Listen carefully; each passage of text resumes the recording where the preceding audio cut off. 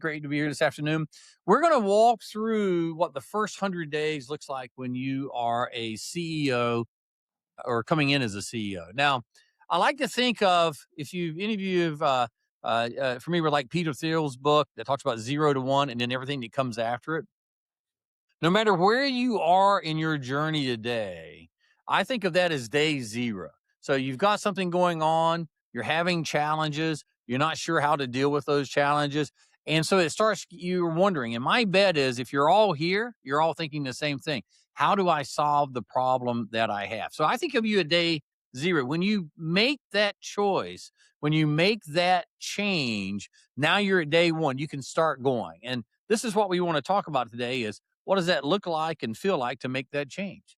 So, in command, getting command of your company is about really four very simple steps. So, step number one is no surprises. I talk about this all the time. If you're a sitting CEO today and you're struggling to go through it, your job is to be that connection between your board and your team. And the four things I always tell everyone is exactly the same. First is no surprises. Bad news, fish, and relatives all stink after 3 days. And if you are not communicating with your board about what's going on, even if you're doing a good job, it's not going to go over well. Second is be on pace. I think about it in 1,000 days, going from day one, you've got your hands around the controls, or you've made that decision. I now know what I'm going to do, even if you're in your 10th year. There's a pace for you to get there at the right speed. If you go too fast, you'll leave your team behind. If you go too slow, you'll be the bottleneck. So there's a right pace, and you want to push that pace as fast as you can. It's shocking how fast time goes by. Data driven, I think this is the heart of it all. It's really looking at, do you know what's going on? Do you understand exactly what's happening? And the way that you do it, you got to look at your data. If you have less than 20% of the data, you're simply guessing. If you have more than 80% of the data, you probably have taken so long to get that 80%, everyone else has passed you by. So it's working somewhere in that gray, in that ambiguity about how you're going to take it from today's numbers into tomorrow, exactly where you want to be, the number you signed up for, your team signed up for, what the glory looks like for you. Then the final one, I think this is the most important. And I bet we've all experienced this. The team goes, I did the best I could. But we're not a best efforts company. Results are going to matter. And if you're going to be successful and if you're going to have people if you're going to make this company work, you got to score some points, right? So results matter. So it's great to say I did the best I could. If you bat 300, it gets you in the Cooperstown, right? It gets you in the Hall of Fame. In the business world, you got to be right more often than not. You got to be successful. You got to drive the results across the organization with it. So these are the four things that I think what it means to actually have command and control of a company. People know what's happening. You're moving at the pace that it takes to achieve the plan that you've all signed up for. You're using data. You got your gut. That's important. But you need data to really show you where you're going. And finally, you actually got to go win sometimes. Okay, so one central question here is can you state the board's number and the 5 levers that got you there right now without opening up a file? Now, let me tell you what I mean by that. When you took your job, and there's 3 different types of companies. There's a public, there's a private, and there's a private equity. Today, we're going to primarily talk about private equity, but honestly, it doesn't matter. It's important for all of the businesses. With it, there's some goal that you've got to. Typically in private equity, when they buy the company, there's a thesis. In other words, they say, this is what we're going to go do. This is how we're going to make our money. And generally, they're looking for the equity that they invested. They're looking to get a return somewhere between 2.5 to 4 times. But the most common that I'm familiar with, around 3 times. So if they put in $50 million of equity, just using that as an example, they're expecting to get 150 out. Do you know what that is? Does your team know what that is? And do you know the levers that you're going to pull and in what order? If you don't, you're just running enthusiastically. If you don't, you're not sure how you're getting there. And the unaimed arrow never misses.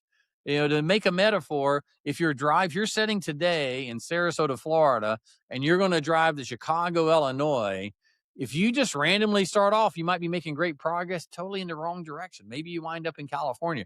You want to get where you have said you're going to get. And in order to do that, you need to know the plan. Otherwise, plan failure. Okay, now the math for the people setting in the CEO. This is factual. You can look it up.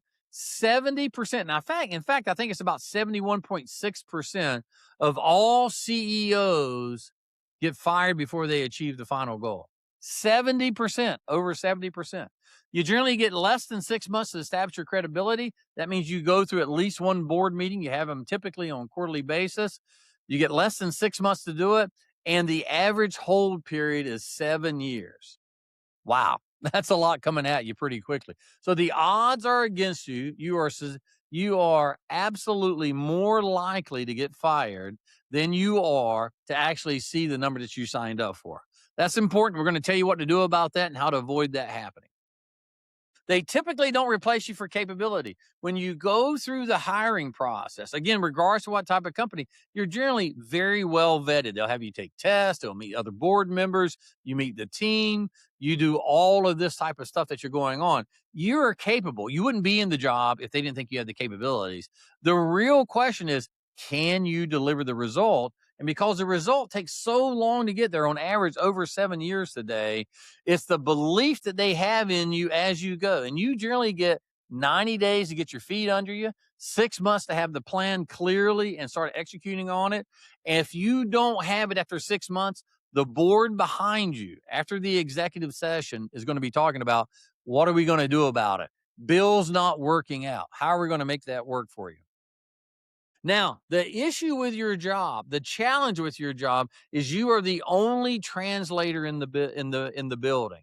And what that means is your board is talking returns. They talk about things like MOIC, multiple on invested cash, IRR, internal rate of return, EBITDA, exit multiples, all the math, because that's what they put in. They don't know this company. They got the thesis, they went through the deal, maybe they've been setting on it a while, but the average board member spends about 24 hours a year.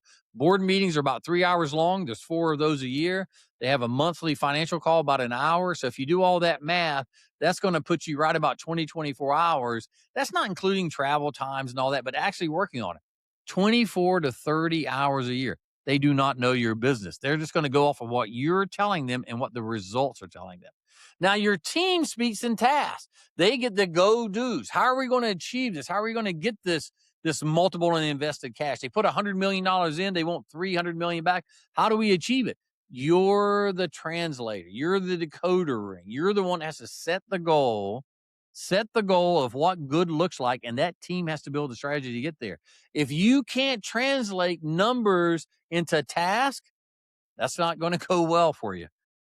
Okay, one document will solve all of these things. And I call it the CEO mandate, but it's really a board memo. And the reality of it is, and you probably have gone through this yourself already, is when you start out and the board tells you this is what they're wanting. So we're at $100 million. We need to get it to 300 million. I'm just making up numbers here. 300 million be an extraordinary piece, particularly in organic growth. But whatever that number is, in order to get there, you have to be the one that will define that plan. Now, the thing is, since you're only with your board such a little amount of time, you need to show them the documentation, because I will assure you, whatever you think your plan is, it's not the way it's going to get there. And so you have to bring them along. You have to have conversations outside. You have to have very purposeful ones. A lot of times they'll be social and we'll be talking to them and they'll be happy and it'll seem good. But if they don't understand how you're going to get there and then see it and take that journey with you, it can go bad pretty quickly. Same time, your team, the things that they're doing, the strategy that they're developing, they have to understand, and it has to make sure that it's getting to that number. Now, I've sat in the chair many times, and sometimes I'll get frustrated. I'll just do the strategy myself. When you're doing the strategy yourself, the one thing that is for sure not happening is no one's buying into it. You're doing it late at night. You're doing it in weekends, off hours, whatever. People haven't seen it. They haven't pressure tested it. That is going to be your strategy. And when it starts failing, you know what they do? They start saying, I never thought it would work anyway. And your board, since you haven't brought them along, they're like, we don't know what this is happening. You sometimes, when you take over a company, you actually have to shrink the thing. You actually have to get it smaller in order to get it bigger, because you got to you got to get rid of some of the lack of focus, the things that are not working. So the goal here is within the first 100 days, you take that board mandate, what they've told you they want to get. you translate that into an operating plan that your team owns. And between those, they need to match. So if your team plans too little or maybe too much, if it's not achievable, if it doesn't deliver that number, it's not going to work. If the board has an unrealistic number and it cannot get there and your team can't do it, it's not going to work. You're the person in the middle. Your job in that first 100 days is get the goal. You're going to work that with your board. Take that goal, tell the team about it, get the team to build a strategy to go achieve that goal. Then the next step is you organize your company all the way around it. And then the final third step is you start executing on it. You get about 100 days to go do that. Okay, so what's the board's number? Where does that come from? It comes from the LBO or leveraged buyout. So when they buy this company, typically today, 50% is going to go in equity. In other words, the cash they put in, 50% is going to be in debt. You need to understand exactly what that number is, because not only are you going to have to defend it, you're going to have to make sure that that plan delivers that. You're going to need to run the MOIC, or the multiple on cash conversion. So you've got to understand what it takes to only get the number. You then got to decide, is that payoff going to deliver what everyone's expecting, which is your team, which is going to have very high expectations, and the board, which is going to have very high expectations. Are you guiding them into the right place? And then you've got to get it all locked in on the one page that everyone blesses. This is really important.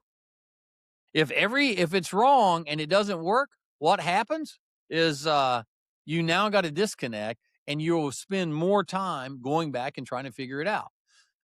I'll tell you a comment about this, you guys. So the main use of this calculator and the purpose of Billy showing it is because this exercise is really helpful, especially at the beginning when you are taking control or being on board in this newly acquired company, or you're coming in to fix things, because this will help you get aligned with the board. Because once that you have the clarity on the numbers that you need to get, and have an idea of what are the levers that you're going to pull to get there, it'll help you really have a better plan eventually, to actually have a better chance to achieve it. And as Bill said, we have to do what we can do it the best we can. And then if we have a little bit of help of the market, that's how you're going to make a lot of money.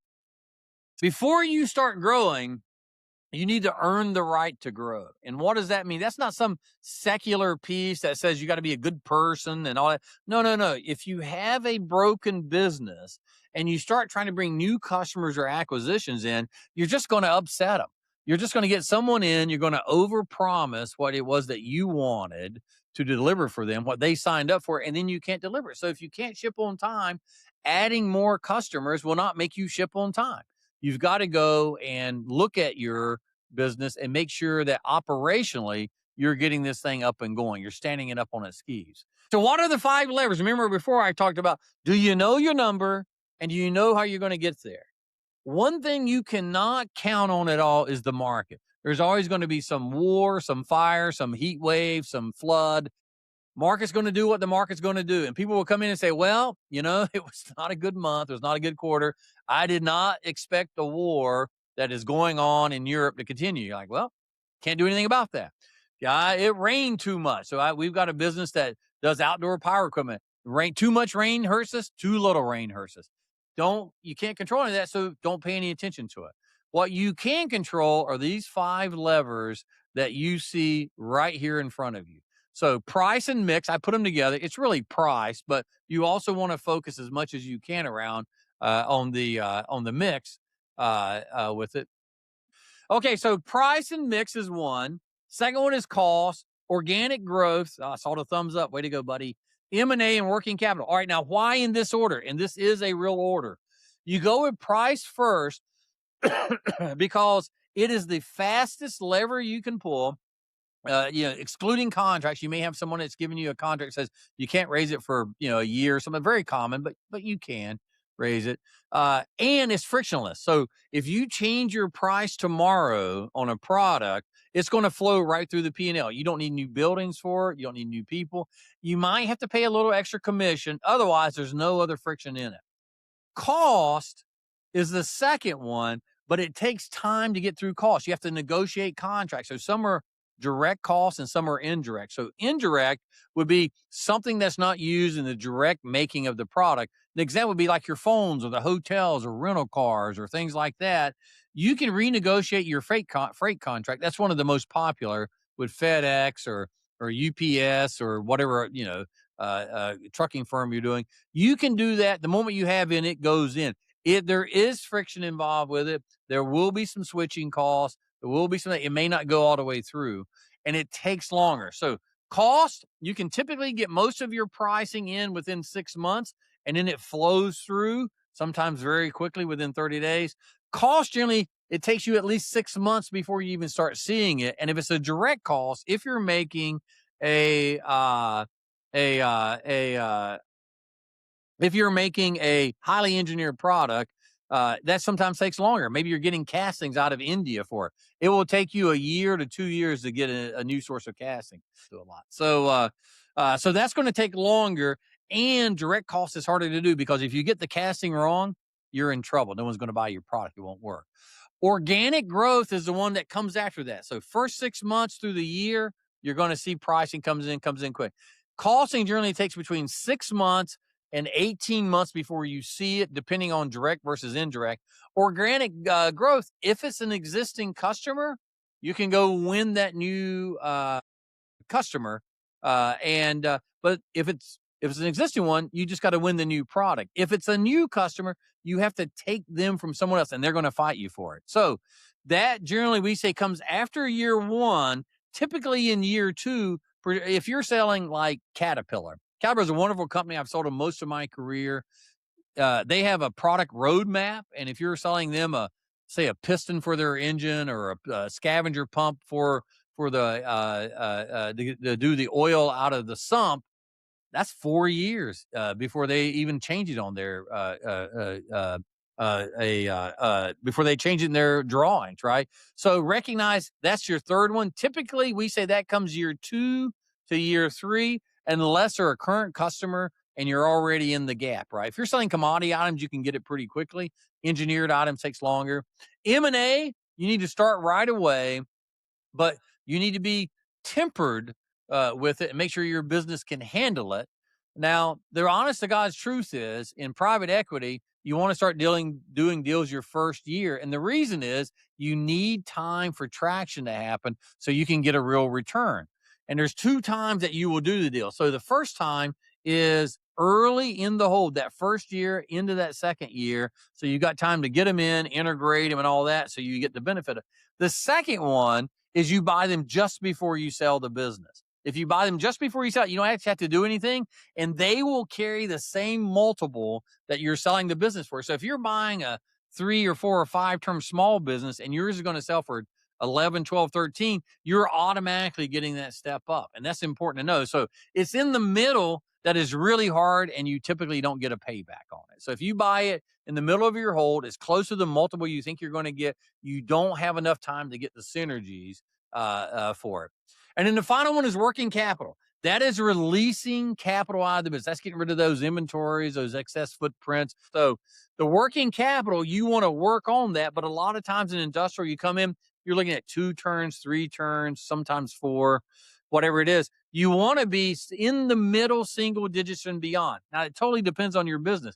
If you're selling software as a service or a SaaS company, there is no inventory. It's a negative working capital business.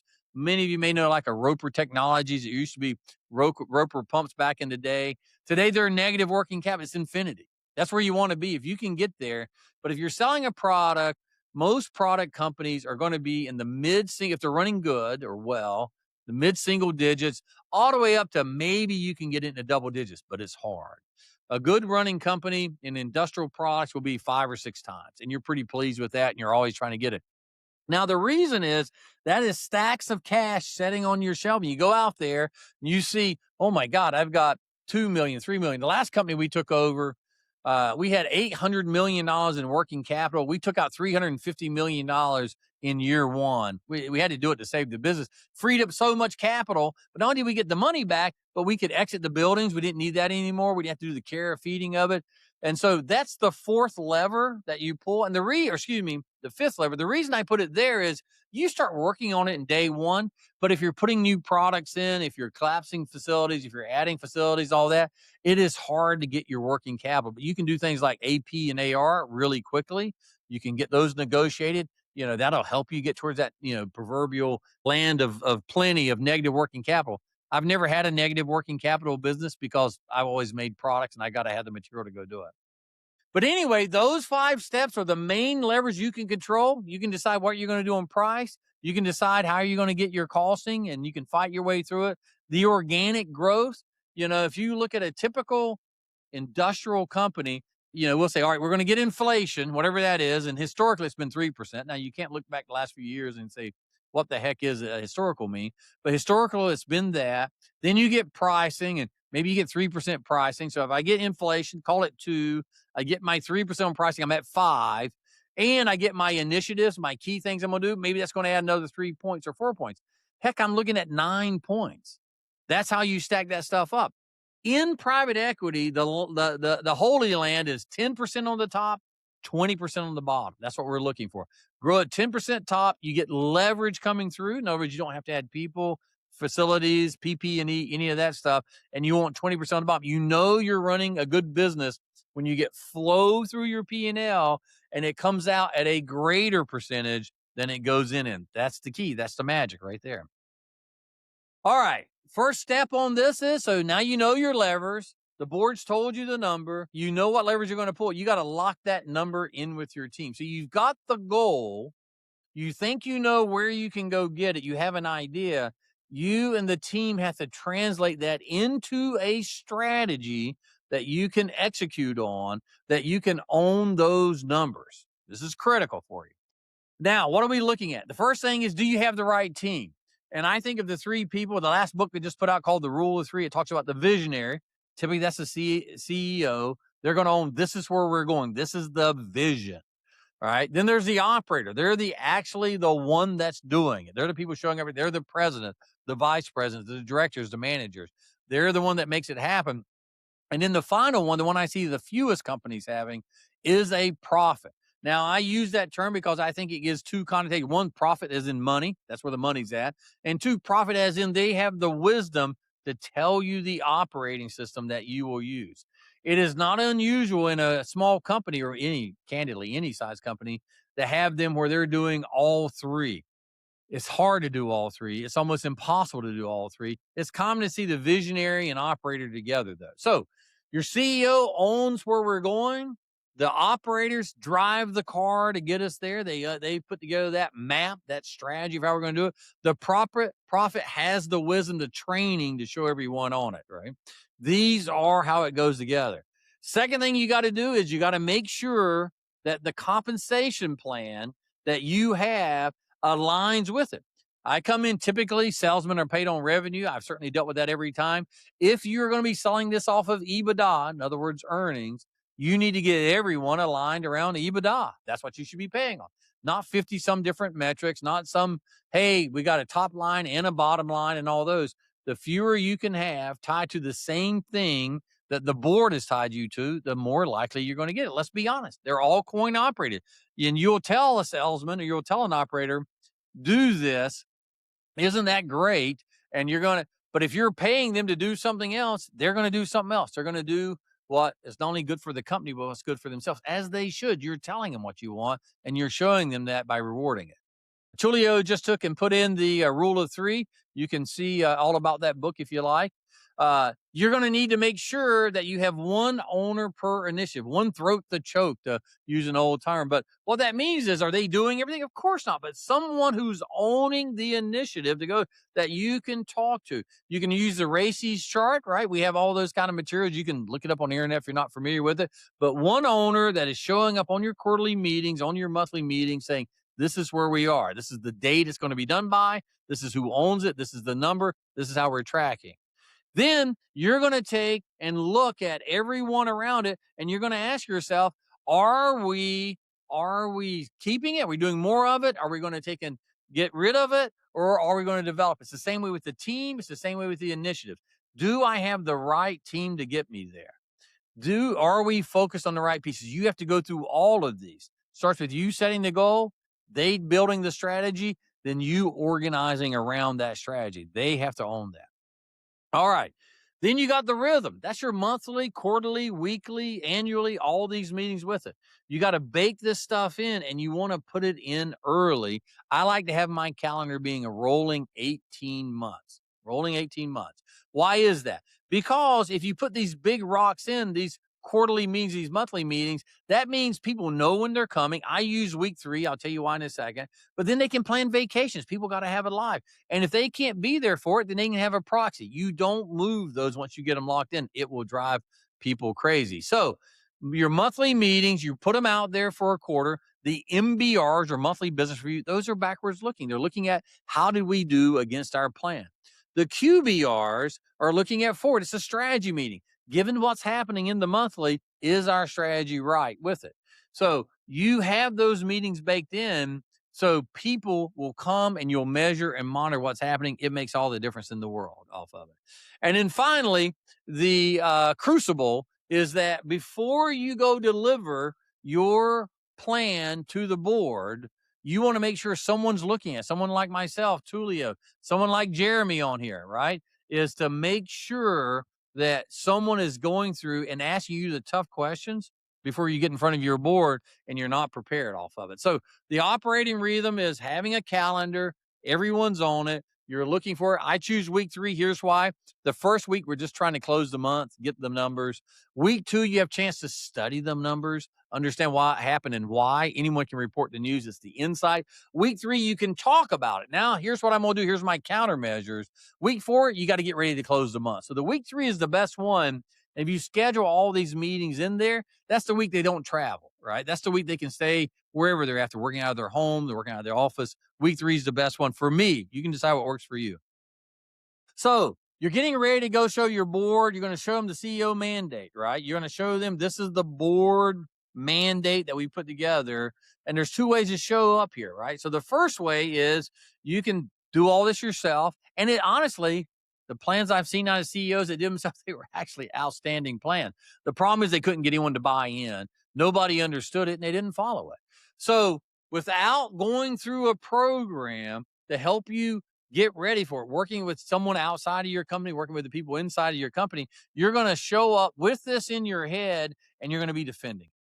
But by going through and having someone ask you the tough questions, this is how you have command of. You understand they're going to ask you questions you're not prepared for. I do this before every board meeting. I get myself, my CFO, my strategy leader, my operators in the room. I go, all right, what kind of questions are we going to get asked? And we have a lender call. What kind of questions are they going to ask? We have a lender call every month, updating them exactly where we are in our journey. There's a lot of money riding on this. So it allows you to go back to those 4 things and avoid surprises. And if you need to make corrections, since people are owning it, it's never easy, but it's never simple, but it's pretty easy to keep going because you're making small changes as you go.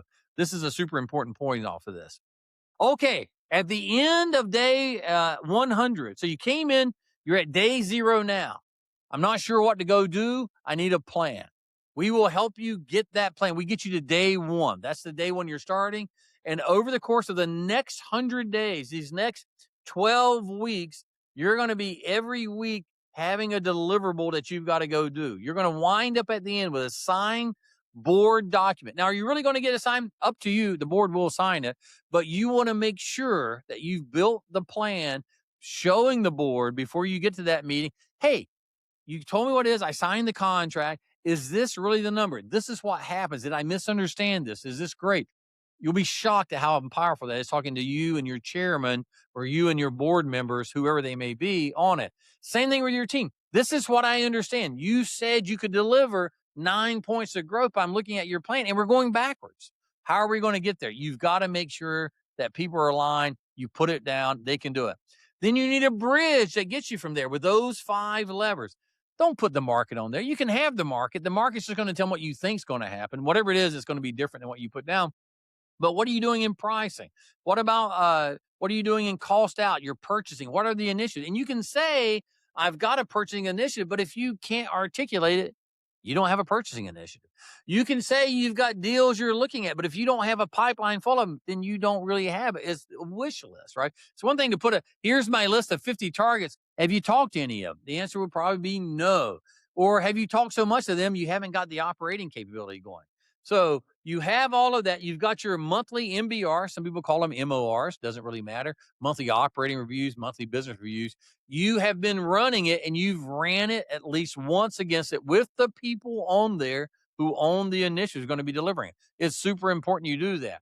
Then you've got your board deck. Now, there's different theories around the board deck. I like my board deck to not be particularly pretty. The reason is I'm an operator. I'm not a consultant who's selling these things. I'm going to show up and I need absolutely truth and transparency. And my style is I want to be cautiously optimistic. I want to say, this is not going well. Here's what we're doing about it with clarity, with real action items, with names and times and what we're going to get when we get there. And then I want them to fully understand it. And I'm going to talk to them offline to make sure I've answered those questions.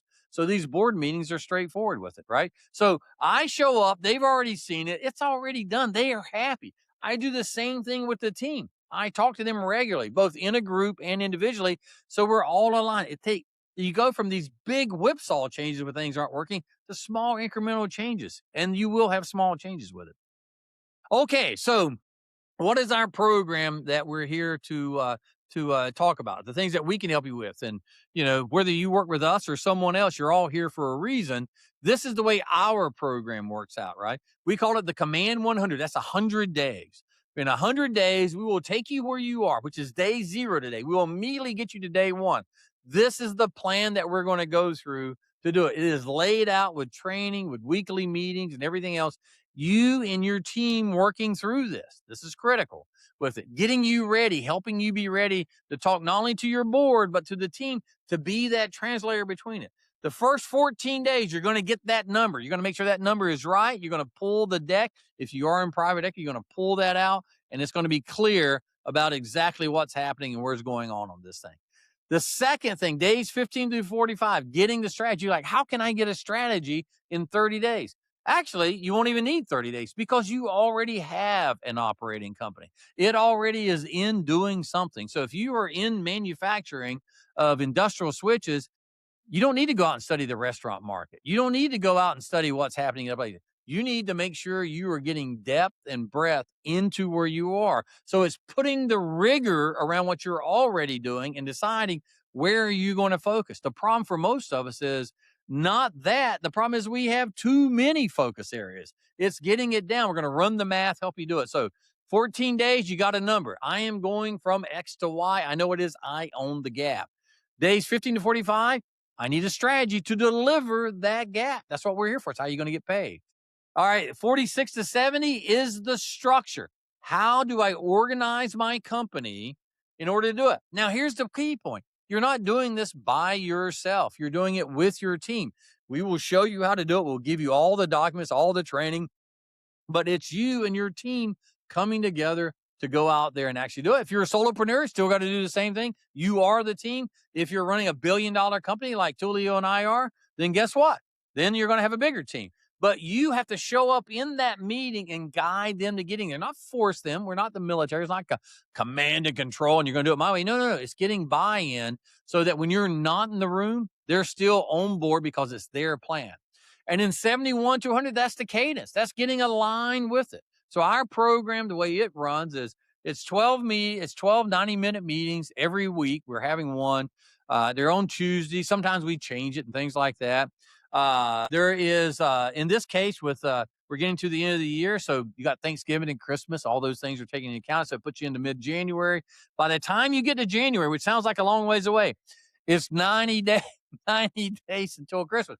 If you haven't got your wife or your husband to Christmas, you better get on it because your kids are going to be disappointed and she's not going to be happy. So I highly recommend you do that. So it takes all that into consideration. You have private ones-on-ones with me. It's myself, Tulio, us. We got a whole team that'll help you go through this, but you're going to own it. There's templates in there. You fill them out. Do you need to use our templates? Of course not. You can use whatever you want. The deck you build should be the deck that your board expects you to build, not using my template, but we do have all that for you. So the next cohort begins the first of cohort number 1 begins October 6th. And the second one is in January. So we run these once a quarter. We only take 10 CEOs per course, all we can handle. And we're all in it together. So it's no one competing against anyone, and it's everyone doing the same thing. Um, Okay, we got a question from Moses. My industry does not have material costs. We are a contracting service.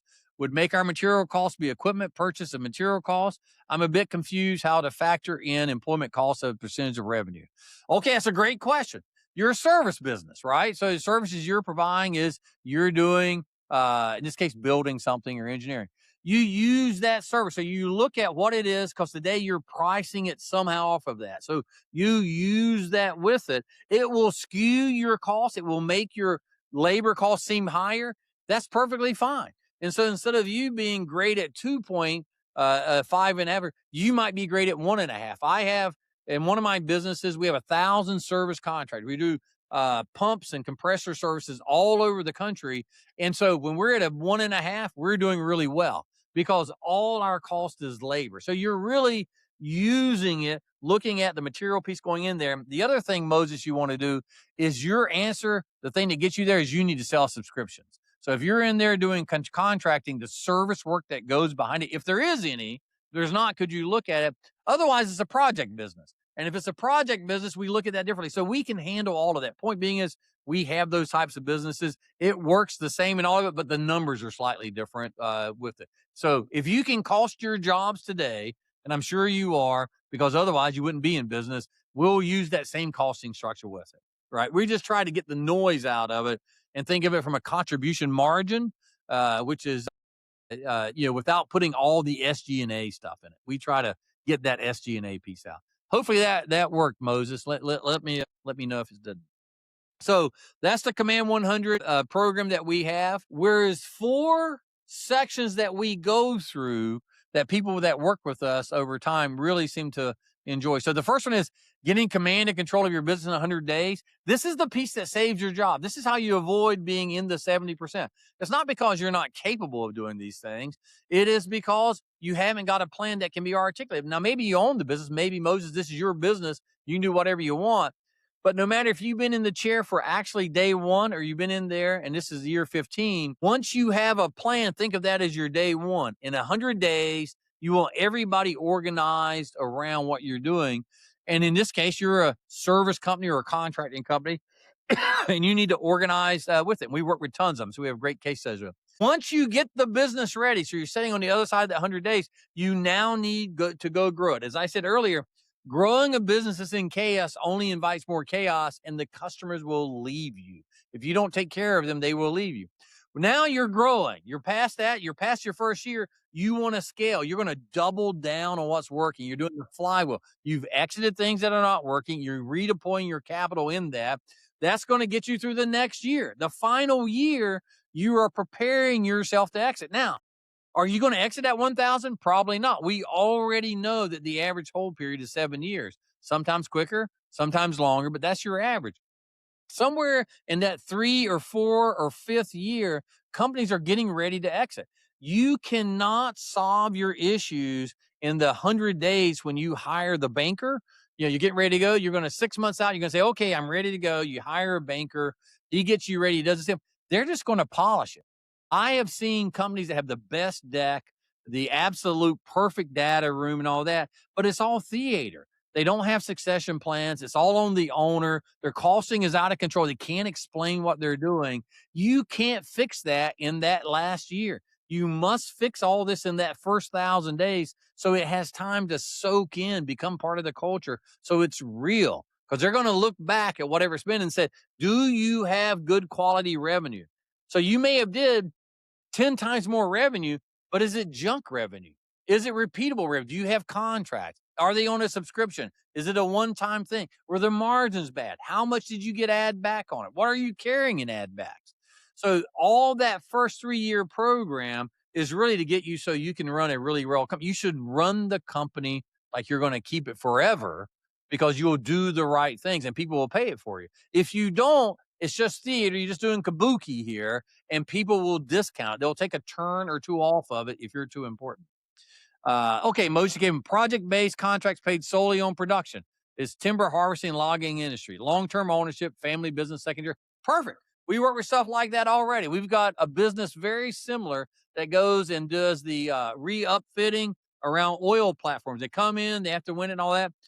Same idea. We just take your cost structure and work with it. So it will be no problem at all, Moses. And that sounds like a really cool thing. The logging and stuff, the country was built around that. So that's fantastic.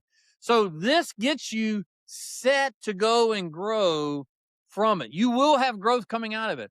Our average piece coming out of this, that first year, we'll see about 30% profit improvement because you've taken action around pricing and all these other things. It's generally what you get in that first 100 days. You really start pulling that lever high. I hope that answered your question, but if not, we can set up a call to chat. So what happens in real companies that work with us? We generally see about 350 bips, so basis points. And those of you who don't think about that, it takes 100 basis points to equal 1%.